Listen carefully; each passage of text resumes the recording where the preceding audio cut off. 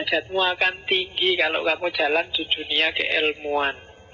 Derajat tinggi tidak harus kaya. Ya nanti kamu rasakan sendiri. Berbahagialah orang yang murah hatinya.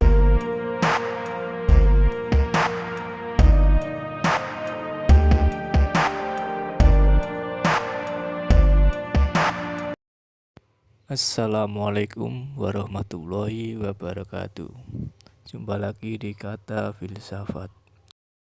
Siapa saja sih orang yang berbahagia itu? Katanya Isa. Jadi kalau ada orang ceramah kok terus diawali hadirin yang berbahagia, jangan-jangan inspirasinya dari sini. Ya, karena kalimatnya Isa itu diawali dari berbahagia.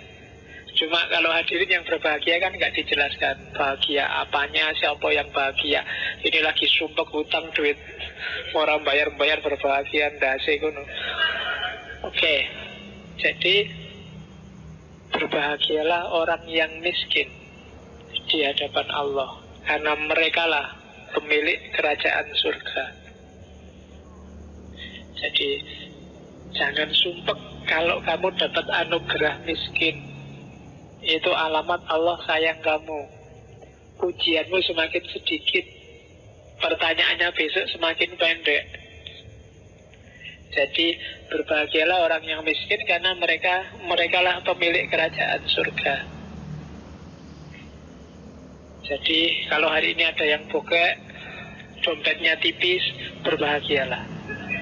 Loh, kan gitu memang fatwanya Nabi Isa. Jangan kebalik. Kalau kamu uangnya banyak baru bahagia. Justru uangmu sedikit, bahagialah. Semakin sedikit yang kamu pikirkan. Kalau uangmu banyak kan kamu mikir macam-macam. Tidak punya uang, mikirnya lebih simpel. Gimana caranya cari uang, kan itu aja. Tapi kalau uangmu banyak, kamu harus mikir cari uang lagi dan mikir cara membelanjakan uang. Yang ada di pikiran, yang jadi pikiranmu sekarang pasti lebih sedikit daripada orang-orang kaya. Karena orang kaya urusannya lebih banyak. Jadi berbahagialah kamu. Oke, kalau orang kaya itu nyari waktu kayak kalian untuk nongkrong, nonton TV, santai-santai, jam 8 masih tidur, itu tidak bisa. Orang kaya tidak bisa. Kenapa kamu kok masih bisa bangun jam 7? Karena kamu tidak kaya. Loh iya, orang kaya itu jam 7, wah sudah waktunya ngantor, sudah waktunya kerjanya begitu. Dia tidak punya uang, santai, sudah di rumah tidur, bangun jam 10, nggak masalah. Oke, berbahagialah orang yang miskin. Oke, berbahagialah orang yang berduka cita, karena mereka akan dihibur.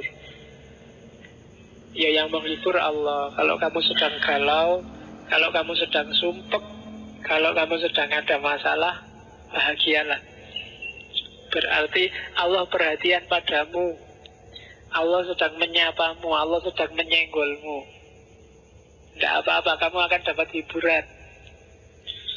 Allah yang akan tanggung jawab bikin kamu gembira. Jadi kalau kamu sedang sumpek, tinggal kamu ngadep ke atas.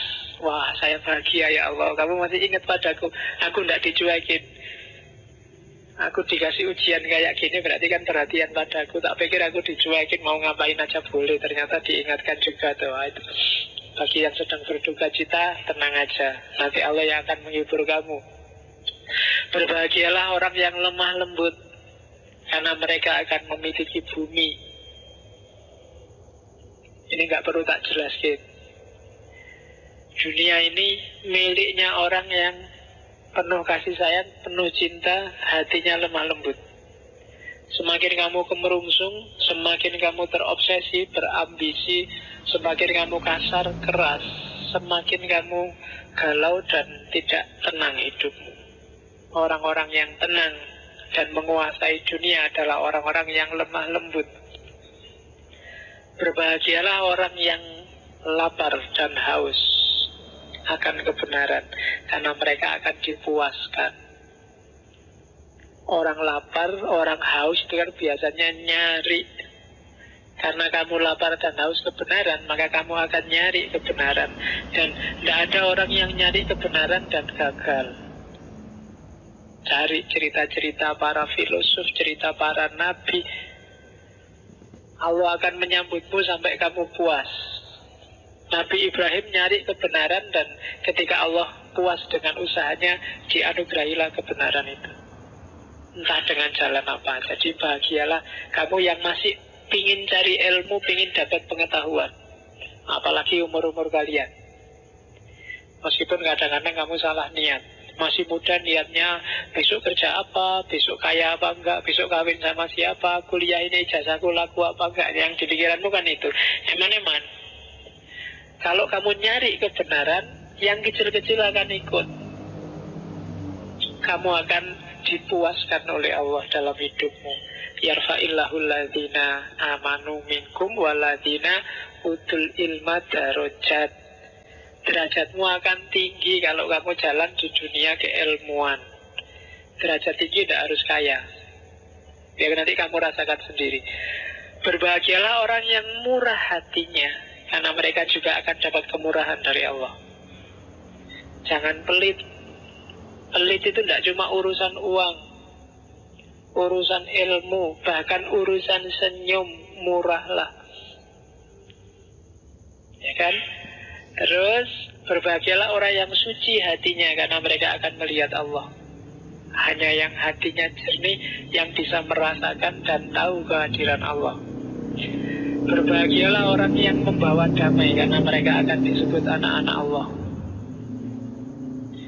Bawa kedamaian, kamu akan disebut pasukannya Allah. Kalau dalam bahasa kita mungkin Hizbullah, anak-anak Allah, pasukannya Allah. Dan orang yang disebut ini adalah orang-orang yang membawa kedamaian, bukan orang-orang yang bawa rusuh, bawa sumpek, bawa kacau. Mereka pasti bukan tentaranya Allah. Allah malah malu kalau nyebut itu pasukannya. Ya kan? Pasukanku kok kayak gitu kan, nggak mau mesti Allah. Pasukannya Allah adalah orang-orang yang membawa kedamaian. Dan terakhir, berbahagialah orang yang dianiaya oleh sebab kebenaran, karena merekalah pemilik kerajaan surga.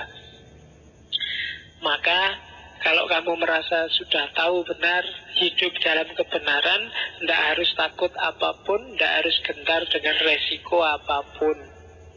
Apapun yang terjadi, surga milikmu besok. Nah, itu kalimat-kalimat awal dari khutbah di atas bukit. Ini kalimat, ini saya loncat-loncatin ya, tak pilih tak senengku, sing sekiranya mungkin ada hikmah yang bisa kalian ambil. Yang kedua, urusan bahagia-bahagia sudah. Terus sekarang pesannya lagi dari Isa alaihi salam, kamu harus jeli ya, jangan kamu berikan barang yang kudus kepada anjing, dan jangan kamu melemparkan mutiaramu kepada babi, supaya jangan diinjak-injaknya dengan kakinya, lalu ia berbalik mengoyak kamu. Hati-hati berhadapan dengan orang bodoh, orang yang tidak mau tahu, orang yang membutakan hati dan pikirannya, dan yang sejenis itu. Manusia itu sebenarnya kalau dia tidak menutup hati dan pikirannya, banyak yang bisa dia dapat. Tapi begitu dia menutup hati dan pikirannya, dia bisa lebih berbahaya daripada yang bahaya. Jadi hati-hati. Orang-orang kayak gini tidak bisa dikasih yang suci-suci, yang agung-agung, karena mereka sudah terikat, sudah terpesona oleh yang selain itu. Kalau kamu kasih yang baik-baik, kadang yang indah-indah, yang bagus-bagus, yang benar-benar, oleh mereka malah diinjak-injak. Dan bahkan selanjutnya kamu yang dikejar-kejar. Jadi ini pesannya Nabi Isa. Ada orang-orang tertentu yang kamu harus ngerti levelnya. Jangan ujuk-ujuk, pokoknya ini kebenaran Pak, mau tak sampaikan. Yungkus sih. Karena ketika itu tidak pas, akan balik padamu sendiri. Jadi ini pesan Ketika kamu mungkin jadi dai atau kamu mau dakwah menyampaikan sesuatu, dilihat makomnya, levelnya. Ya kamu ngerti misalnya karena kamu sering ngaji filsafat, kamu ngerti kalau wah Karl Marx itu bagus loh, itu untuk keadilan sosial, Marxisme dan kawan-kawan. Cuma kamu jangan besok pulang kampung khotbah terus kamu tema kita jamaah Jumat adalah Marxisme. Nah, mereka tidak ngerti itu, makomnya belum nyampe. Mari kita melakukan revolusi proletar untuk menundukkan orang-orang borjuis, orang nyambung. Yang terjadi apa? Pikiranmu akan diinjak-injak dan ia akan berbalik mengoyak kamu. Makomnya belum nyampe. Bukan salah yang kamu omongkan, cuma mereka memang belum levelnya. Bukan tidak level ya, belum. Harus pelan-pelan. Ya kayak ngaji filsafat ini juga dulu saya mulainya dari pengantar, terus tema-tema besar, ontologi, epistemologi, terus baru masuk ke aliran-aliran, baru masuk detail ke tokoh-tokoh. Kalau begitu masuk ujuk-ujuk saya masuk dengan Zarathustra, kamu puyeng mesti. Landasannya belum ada. Jadi hati-hati ketika dakwah. Nah ini sindiran, tak ambil. Jangan berdoa seperti orang munafik. Kayak gimana orang munafik itu ingin dilihat orang. Atau seperti bertele-tele kayak orang baca puisi. Banyak kata-katanya. Kan sekarang banyak tuh orang baca doa, mungkin peringatan apa gitu. Ya Allah, sebagaimana Engkau tahu, kami semua di sini adalah hamba-Mu. Hari ini kami semua menghadap-Mu dalam rangka peringatan. Ya. Itu macam puisi apa dungo? Orang jelas. Nah itu bertele-tele bulet. Ya mbok kamu tuh the point aja minta apa kan jelas. Tapi pengantarnya terlalu panjang. Atau kayak orang munafik ingin dilihat. Tadi baru ngomong ketawa-ketawa, begitu doa pun nangis-nangis.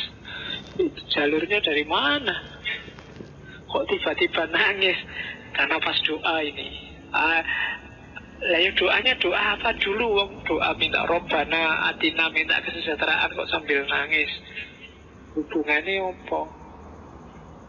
Jangan-jangan cuma acting, cuma action karena disuting. Nah, itu diingatkan. Jangan berdoa kayak orang munafik deh. Ingin dilihat orang. Ya kecuali kamu sedang main film terus sedang acting berdoa sambil nangis-nangis, itu kan biasa kalau film. Cuma kalau beneran ya gak usah kayak gitulah.